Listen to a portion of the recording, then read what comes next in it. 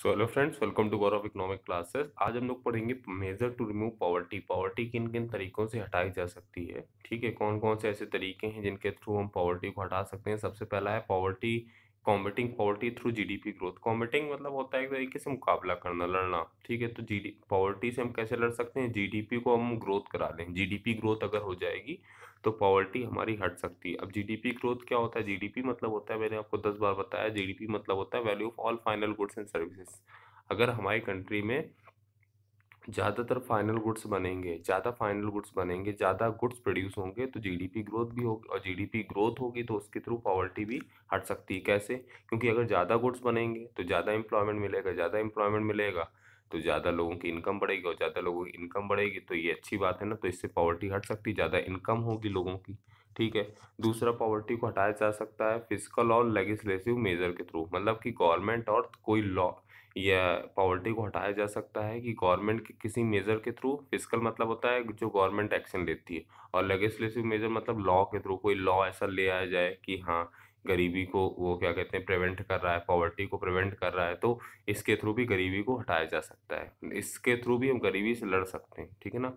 और combating poverty through population control, या population control का कोई बिल ले आए कि हाँ, एक जो कपल है उसको एक बच्चे को ही जन्म दे सकता है, तो ये तो इसके थ्रू भी हम पॉवर्टी को भी कंट्रोल कर सकते हैं। क्योंकि पॉवर्टी का सबसे मेन रीज़न क्या है, पॉपुलेशन जो इंक्रीज हो रही डे बाय डे।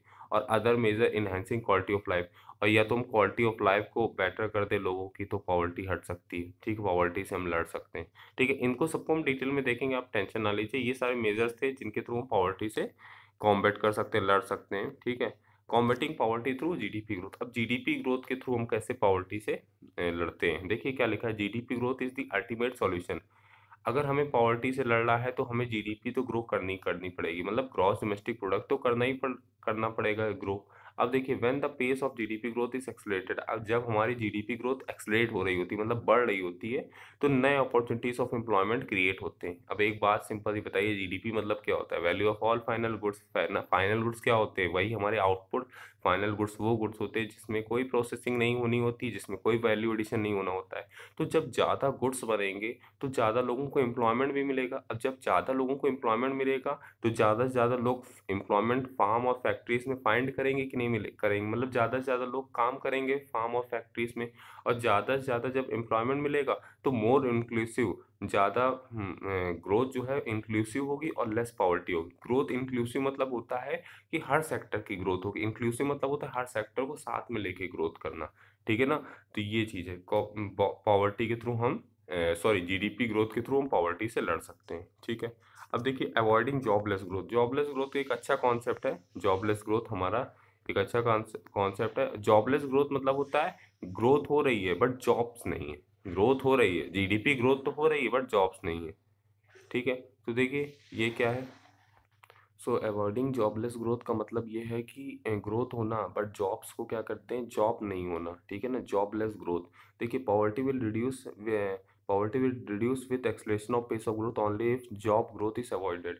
अब देखिए, poverty will reduce with acceleration of the pace of growth only if jobless growth is avoided। Poverty क्या हो सकती है, तभी कम हो सकती है जब क्या कहते हैं कि acceleration of pace of growth only if jobless growth is avoided. जब हम जॉबलेस ग्रोथ को अवॉइड करेंगे तभी पॉवर्टी खत्म हो सकती है। अब जॉबलेस ग्रोथ क्या होना है, जॉबलेस ग्रोथ मतलब होता है कि देखिए, ग्रोथ तो हो रही, गुड्स बन रहे हैं बट लोगों को एम्प्लॉयमेंट नहीं मिल रहा है। अब गुड्स तो हमारे मशीनों के थ्रू भी बन सकते हैं। ठीक है ना। तो जॉबलेस ग्रोथ का मतलब ये होता है कि जो गुड्स हमारे बन रहे हैं वो कैपिटल इंटेंसिव टेक्निक के थ्रू बन रहे हैं। जब मशीन्स का ज़्यादा यूज़ करते हैं, लेबर का कम यूज़ करते हैं, तो वो जॉबलेस ग्रोथ होती है। मतलब गुड्स तो बन रहे हैं, जीडीपी भी ग्रो हो रही है, गुड्स बन रहे हैं, जीडीपी भी ग्रो हो रही है, और जिसके साथ ही साथ अनएम्प्लॉयमेंट भी हो रहा है। ठीक है ना। तो उसको हम जॉबलेस ग्रोथ बोलते हैं। Jobless growth occur when the GDP growth is technology driven.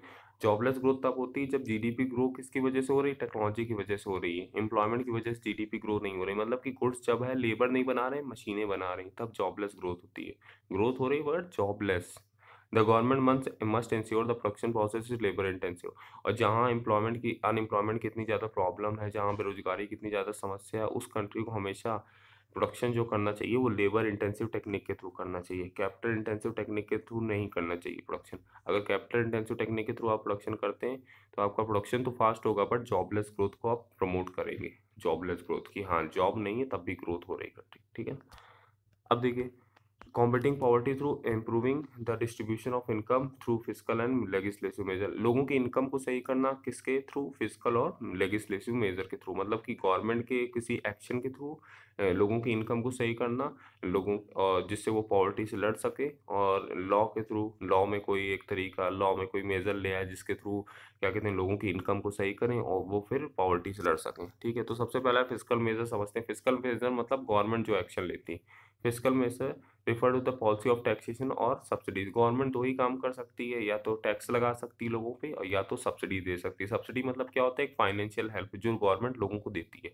जैसे आप एलपीजी सिलेंडर लेने जाते हैं तो एलपीजी सिलेंडर आप मार्केट प्राइस में नहीं ले सकते, तो गवर्नमेंट आपको क्या देती है? 200-300 रुपये सब्सिडी देती है। तो ये हमारा सब्सिडी का कॉन्सेप्ट होता है।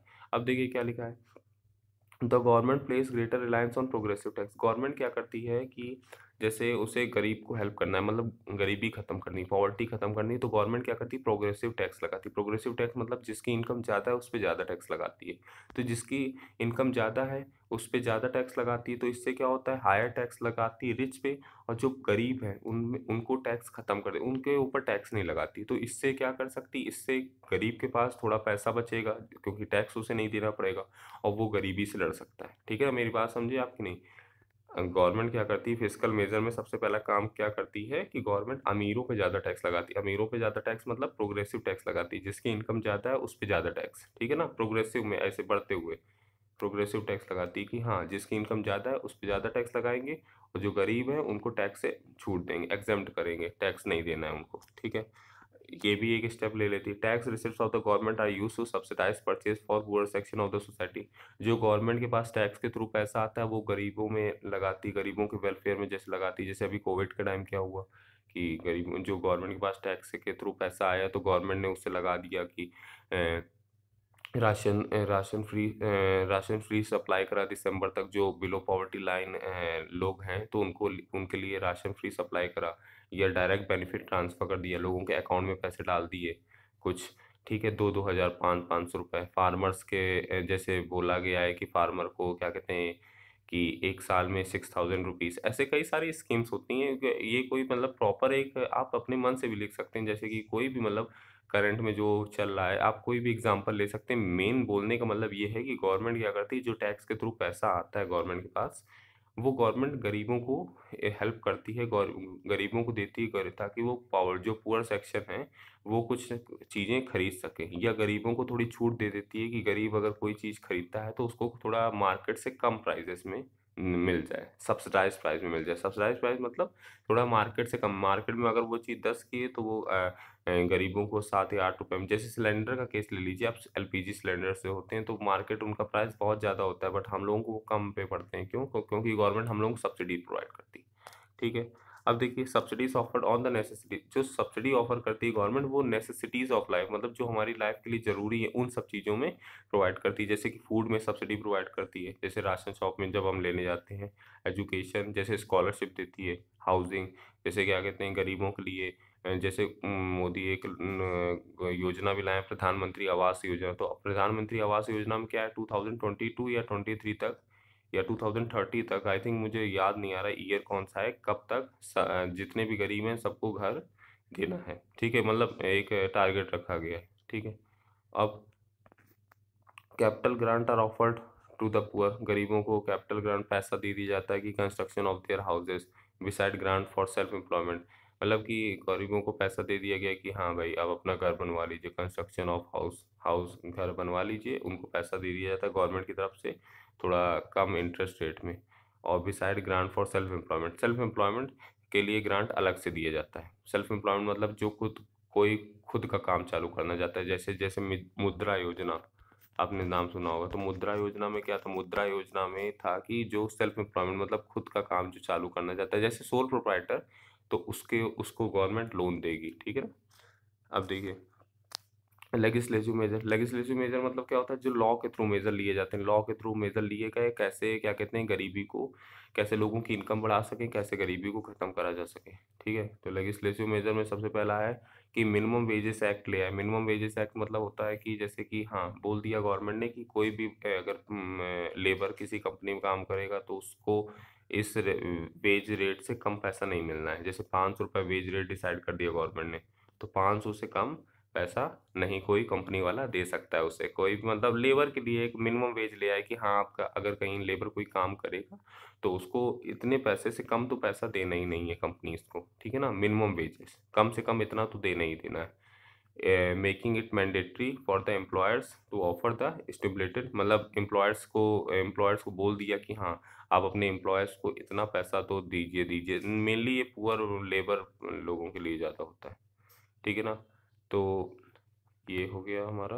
हाँ, stimulated wage minimum wages to the employees. ठीक है, मिनिमम वेजेस इंट्रोड्यूस कर दिया कि हाँ अगर गरीब आपके यहाँ कोई काम कर रहा है तो आपको इतना पैसा तो देना ही देना है। जैसे एमएसपी हो गया, एमएसपी क्या होता है, मिनिमम सपोर्ट प्राइस की। फार्मर अगर सेल करने गया कोई अपनी वीट या राइस वगैरह कुछ भी, तो गवर्नमेंट उसे एक पहले से प्राइस डिसाइडेड है उस प्राइस में लेगी लेगी, चाहे उस साल क्या कहते हैं कुछ भी हो। मतलब डिमांड और सप्लाई फोर्सेस को नहीं चिंता करेगी, वो बस देखेगी कि हाँ अगर फार्मर कोई सेल करने आया चीज़ तो उसको मिनिमम सपोर्ट प्राइस में, मतलब कि जो एक प्राइस डिसाइड कर दिया उस प्राइस में लेना ही लेना है। ठीक है ना, अब देखिए legislative measure also includes such policies as price floor for the purchase of farm output।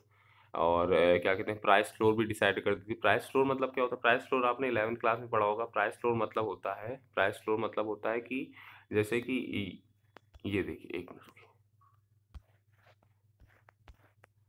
ये है देखिए ये है मार्केट प्राइस, ये इक्विलिब्रियम प्राइस है। प्राइस फ्लोर मतलब होता है कि क्या कहते हैं मार्केट प्राइस से कम, मार्केट प्राइस से क्या कम। ठीक है ना, और क्या कहते हैं एक होता है प्राइस सीलिंग, एक क्या होता है प्राइस सीलिंग। ठीक है ना, प्राइस फ्लोर मतलब देखिए एक होता है प्राइस सीलिंग, एक होता है प्राइस फ्लोर। ठीक है, प्राइस सीलिंग और प्राइस फ्लोर का कॉन्सेप्ट क्या होता है देखिए मैं बता देता हूँ आपको, थोड़ा आप समझ जाएंगे। ठीक है, देखिए प्राइस पहले सबसे पहले तो प्राइस फ्लोर समझते हैं। प्राइस फ्लोर मतलब क्या होता है, देखिए प्राइस फ्लोर मतलब होता है ये देखिए होता है मार्केट प्राइस, ये होता है मार्केट प्राइस। तो प्राइस फ्लोर मतलब होता है कि मार्केट प्राइस से ज़्यादा फार्मर से क्या करती है गवर्नमेंट, कभी कभी फार्मर से मार्केट प्राइस से ज़्यादा प्राइजेस में चीज़ें खरीदती है। मार्केट प्राइस मान लीजिए 5 रुपये है, गवर्नमेंट क्या करेगी फार्मर से 6 रुपीज़ में यहाँ प्राइस लिया यहाँ क्वांटिटी लिया।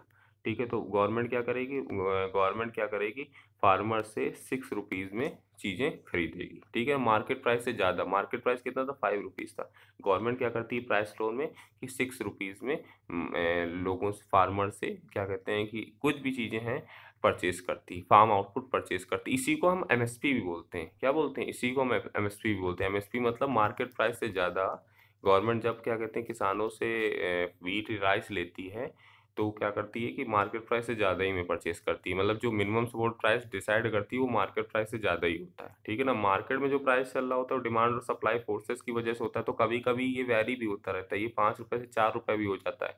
बट गवर्नमेंट पहले से डिसाइड कर देती है कि हाँ आपका प्राइस फ्लोर ये है 6 रुपये, मतलब मिनिमम सपोर्ट प्राइस 6 रुपये है।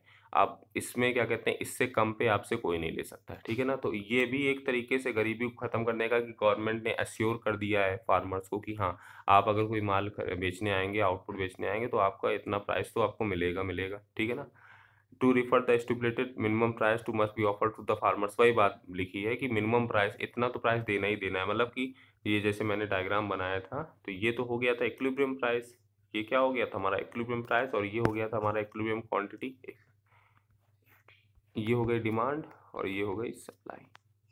ये तो हमारा हो गया इक्विलिब्रियम प्राइस, ये हमारा हो गया इक्विलिब्रियम क्वांटिटी। गवर्नमेंट ने बोल दिया हम इस प्राइस में नहीं लेंगे, हम इस प्राइस में फार्मर से ले लेंगे 6 रुपये। मान लीजिए ये 6 रुपये, ये 5 रुपये। तो गवर्नमेंट ने बोला कि हम 6 में नहीं लेंगे, हम 5 में नहीं लेंगे, हम 6 में ले लेंगे। 6 रुपीज़ जब प्राइस होगा चीज़ों का तो हम ले लेंगे। ठीक है, इसके भी अलग अलग कॉन्सिक्वेंसेस, मतलब बोलने का मतलब है गवर्नमेंट क्या करे वेलफेयर के लिए काम करती है फार्मर्स के, कि फार्मर अगर कोई सेल करने आता है चीज़ तो हम उसे मार्केट प्राइस में नहीं लेंगे, मार्केट प्राइस से ज़्यादा में लेंगे। मतलब इक्विलिब्रियम प्राइस में चीज़ें नहीं उससे परचेज करेंगे, इक्विलिब्रियम प्राइस से ज़्यादा हम करेंगे। अब आप लोग बोलेंगे कि गवर्नमेंट ऐसा क्यों करती है। गवर्नमेंट एक वेलफेयर एजेंसी, कोई तो प्राइवेट पर्सन है नहीं, तो इसलिए वो ज़्यादातर काम करती है कि लोगों का भला हो। ठीक है ना, अब देखिए, जैसे राइट टू एजुकेशन लॉ आ गया कि शिक्षा का अधिकार, तो ये भी एक लेजिस्लेटिव मेजर है कि लोगों की क्वालिटी ऑफ लाइफ इंट्रोड्यूस अच्छी हो सके।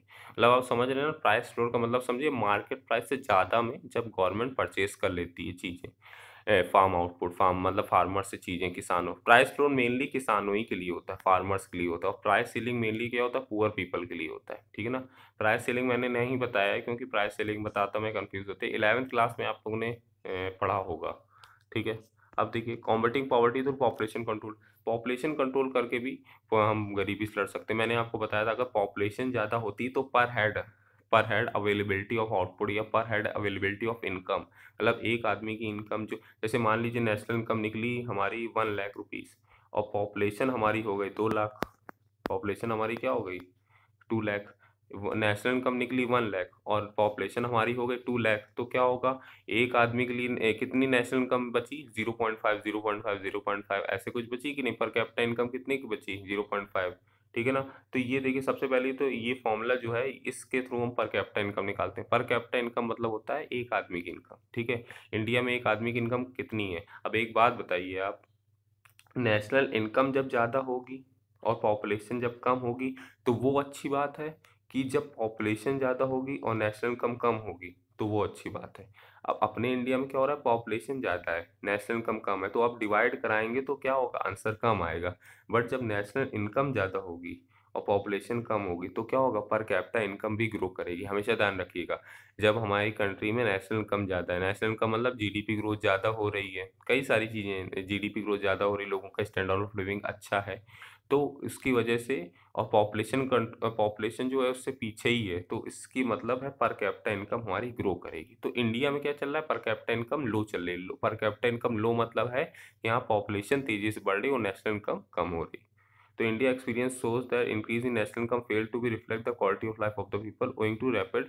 भाई अब एक बात बताइए, अगर नेशनल इनकम तो बढ़ी बट पॉपुलेशन उससे ज़्यादा बढ़ गई तो लोगों की ना तो क्वालिटी ऑफ लाइफ अच्छी होगी, ना ही क्या कहते हैं कि कुछ और होगा, क्योंकि राइज इन पॉपुलेशन की वजह से क्या हो गया, जो नेशनल इनकम के फायदे हैं वो क्या हो गए, बेकार हो गए। वही बात है कि भाई आपने एक दिन तो बिल्कुल आपने 24 घंटे पढ़ लिया और फिर 15-20 दिन पढ़ाई नहीं, तो आपका एक दिन में 24 घंटे पढ़ने का फायदा क्या हुआ। तो यही नेशनल इनकम में होता है, नेशनल इनकम बढ़ी, पॉपुलेशन उससे 10 गुना और बढ़ गई, तो कोई फायदा मिलेगा, नहीं मिलेगा ना। तो पर कैपिटा इनकम का मतलब भी यही है कि पर कैपिटा इनकम तभी हमारा हाई शो करेगा जब नेशनल इनकम क्या होगी, ज़्यादा होगी, और पॉपुलेशन क्या होगी, कम होगी। तो poverty can be remove, poverty तभी हम रिमूव कर सकते हैं if growth rate of population is moderate, growth rate जो है पॉपुलेशन की मॉडरेट हो, मतलब मिनिमम टाइप में हो, नॉर्मल हो, और इंक्रीज इन जीडीपी ज़्यादा हो, ठीक है ना। तभी हमारी पर कैपिटा जीडीपी भी ज़्यादा होगी, पर कैपिटा इनकम भी ज़्यादा होगी। तो control of population would also mean reduction in the size of labour force. Control of population मतलब ये भी है कि लेबर फोर्स का साइज कम हो, the this would correct the structural imbalance between labour supply and capital stock. इससे क्या होगा, अगर लेबर फोर्स हमारे पॉपुलेशन कंट्रोल में रहेगी तो लेबर सप्लाई भी कंट्रोल में रहेगी, लेबर सप्लाई हमारी ज़्यादा नहीं होगी, ठीक है ना, एक नॉर्मल कंट्रोल में रहेगी। ठीक है, मतलब बोलने का मतलब यहाँ ये था कि पॉपुलेशन को कंट्रोल करिए, पॉपुलेशन को कंट्रोल करेंगे तो नेशनल इनकम के आपको बेनिफिट्स भी मिलेंगे आपको, ठीक है ना। अब देखिए, rate of participation, percentage of labour force gainfully employed would increase in the rate of employees percent decrease. हाँ, अब एक बात बताइए, अब अगर कम पॉपुलेशन होगी तो ज़्यादा से ज़्यादा लोग पार्टिसिपेट करेंगे, ज़्यादा से ज़्यादा लोग पार्टिसिपेट करेंगे प्रोडक्शन प्रोसेस में, ज़्यादा से ज़्यादा लोग पार्टिसिपेट करेंगे तो जीडीपी ग्रोथ भी होगी।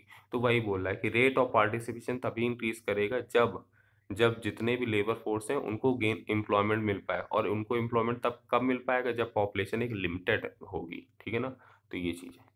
अब देखिए क्या लिखा है, अदर मेजर, और कुछ मेजर्स हैं जिनके थ्रू हम पॉवर्टी को ख़त्म कर सकते हैं, जिनके थ्रू हम क्वालिटी ऑफ लाइफ लोगों की अच्छी कर सकते हैं।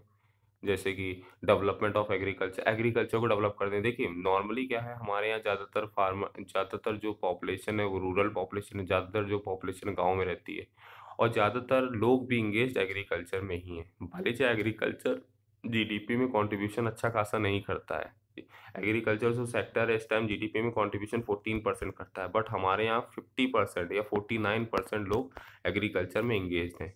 तो इसका मतलब क्या है, इसका मतलब ये है कि अगर हम एग्रीकल्चर को डेवलप कर दें तो ये जो 50% लोग हैं ये क्या करते हैं, ये क्या करते हैं, इनको थोड़ा इनका भला हो जाएगा एक तरीके से, आप समझिए, ठीक है ना। 2 चीज़ें हमें हमेशा ध्यान रखिएगा, जो हमारी ज़्यादातर पॉपुलेशन है वो गाँव में रहती है, रूरल एरियाज़ में रहती है, ठीक है ना।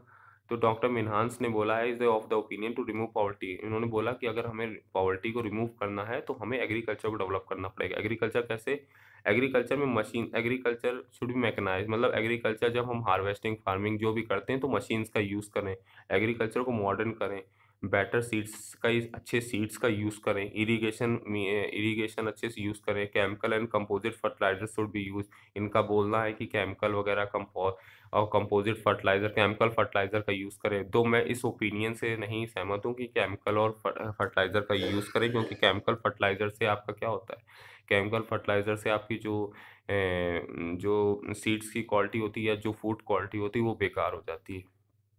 इनका ये भी ओपिनियन है कि small farmer should be given financial assistance. इनका ये बोलना है कि स्मॉल फार्मर को फाइनेंशियल असिस्टेंस दी जाए, लोन दिया जाए। लैंडलेस फार्मर, जो लैंड जिनके पास नहीं है, उनको लैंड दी जाए। तो ये इनके ओपिनियन है 4, कि एग्रीकल्चर में मशीन्स का यूज़ करा जाए, मॉडर्न एग्रीकल्चर में केमिकल फर्टिलाइज़र का यूज़ करा जाए, स्मॉल फार्मर्स को लोन दिया जाए और लैंडलेस फार्मर को लैंड दी जाए। ये मीनांस के इनके खुद के पर्सनल व्यूज़ हैं, जिससे हम लोग एग्रीकल्चर को डेवलप कर सकते हैं और लोगों की क्वालिटी ऑफ लाइफ सुधार सकते हैं, क्योंकि ज़्यादातर लोग एग्रीकल्चर में एंगेज हैं 50%, और जब एग्रीकल्चर ही सुधर जाएगा तो 50% की क्वालिटी ऑफ लाइफ भी सही हो जाएगी। दूसरा है stability in the price level stable रहे। प्राइस लेवल स्टेबल मतलब क्या होता है, ज़्यादा उसमें फ्लक्चुएशन ना हो, ऐसे एक ऐसे थोड़ा मतलब नॉर्मल टाइप में चले। तो price stability is the essential pre request for poverty alleviation. अगर हमें गरीबी को खत्म करना है तो प्राइस स्टेबिलिटी ज़रूर होनी चाहिए। प्राइस स्टेबिलिटी मतलब ये ज़्यादा फ्लक्चुएशन नहीं होना चाहिए प्राइस में, मतलब ऊपर नीचे ज़्यादा नहीं होना चाहिए, ठीक है। और प्राइस कब, if price continue to rise, अब एक बात होती है, अगर प्राइस बढ़ता ही रहेगा तो स्टैंडर्ड प्राइस अगर प्राइस अगर बढ़ता रहेगा तो क्या होगा, प्राइस अगर बढ़ता रहेगा तो स्टैंडर्ड ऑफ लिविंग क्या होगा लोगों का, स्टैंडर्ड ऑफ लिविंग जो होगा लोगों का पुअर ही रहेगा और डेटोरिएट होगा, पिछड़ेगा। Price can be stabilise, price कैसे स्टेबलाइज हो सकता है, when production of food grain and other goods of mass consumption is increase. Price तभी स्टेबलाइज हो सकता है जब जो फूड ग्रेन है या मास कंजप्शन, जो लोग ज़्यादा कंज्यूम करते हैं चीज़ें, उनका प्रोडक्शन बढ़ा दें, ठीक है ना। When goods of mass consumption are distributed to the poor through fair price. और प्राइस कब स्टेबलाइज होगा, जब जो ज़रूरत की चीज़ें हैं, मतलब जो जो जो लोग ज़्यादा कंज्यूम करते हैं जैसे कि खाना वगैरह, तो उसको क्या कहते हैं, गरीबों को बांट दिया जाए। तो इन 2 मेजर के थ्रू, मतलब पहले तो प्रोडक्शन बढ़ा दें और दूसरा क्या कहते हैं, गरीबों को बांट दें, तो क्या कहते हैं, इनके थ्रू प्राइस स्टेबल हो सकता है चीज़ों का, ठीक है ना। प्राइस स्टेबिलिटी मतलब आप समझ गए। इरेडिकेशन ऑफ अनएम्प्लॉयमेंट, बेरोजगारी खत्म कर दें, तो इससे भी लोगों का स्टैंडर्ड ऑफ लिविंग सही हो सकता है और गरीबी खत्म हो सकती है। तो ये स्पेशल मेजर लिए भी जाते हैं, जैसे कि अंडर एम्प्लॉयमेंट और डिसगाइज्ड अनएम्प्लॉयमेंट को खत्म करने के लिए। अंडर एम्प्लॉयमेंट मतलब कि जिसकी कैपेबिलिटी ज़्यादा है और जो काम कर रहा है, जैसे पीएचडी होल्डर और काम कर रहा है क्लर्क का। और डिसगाइज्ड अनएम्प्लॉयमेंट मतलब होता है हिडन अनएम्प्लॉयमेंट, मतलब मैं आपको बता चुका हूँ, जैसे कि एक लैंड है, उसमें ज़रूरत है 10 लोगों की, उसमें ज़रूरत कितने लोगों की, 10 लोगों की, बट लगे कितने, 20 लोग। तो जो एक्स्ट्रा 10 लोग हैं वो क्या है, हिडन अनएम्प्लॉयड हैं कि नहीं है। तो डिसगाइज मतलब होता है छुपी हुई बेरोजगारी या हिडन अनएम्प्लॉयमेंट, ठीक है। तो the opportunities of employment in rural areas must be fully explored. हम बोल रहा है कि जो एम्प्लॉयमेंट के अवसर है रूरल एरियाज में उनको और बढ़ाना चाहिए, कॉटेज इंडस्ट्रीज को बढ़ावा देना चाहिए। कॉटेज इंडस्ट्रीज टाइप ये देखिए, जैसे ये है, कॉटेज इंडस्ट्रीज़ को बढ़ावा देना चाहिए, कंस्ट्रक्शन एक्टिविटीज़ को बढ़ावा देना चाहिए रूरल एरियाज़ में। वोकेशनल एजुकेशन देनी चाहिए। वोकेशनल एजुकेशन मतलब कि लोगों को पढ़ाई के टाइम ही कोई ना कोई, जैसे मशीन्स का काम सिखा देना, कारपेंटर का काम सिखा देना, ये सब काम सिखा देना। तो इससे क्या होगा, जब वो एजुकेट हो जाएगा तो अनएम्प्लॉयमेंट यूथ नहीं रहेगा, ठीक है ना। अब देखिए, लेबर इंटेंसिव टेक्निक का यूज़ करना चाहिए। डॉक्टर गुनार मिनराल का कहना था कि अगर क्या कहते हैं आपको गरीबी से लड़ना है, लोगों के लेबर क्वालिटी ऑफ लाइफ को सेव करना है, तो आपको क्या कहते हैं लेबर इंटेंसिव टेक्निक के थ्रू प्रोडक्शन करना चाहिए, ठीक है ना। आज चलिए यहीं तक रखते हैं, इसके बाद का हम लोग देखेंगे नेक्स्ट लेक्चर में। Thank you very much, keep watching Gaurav economic class.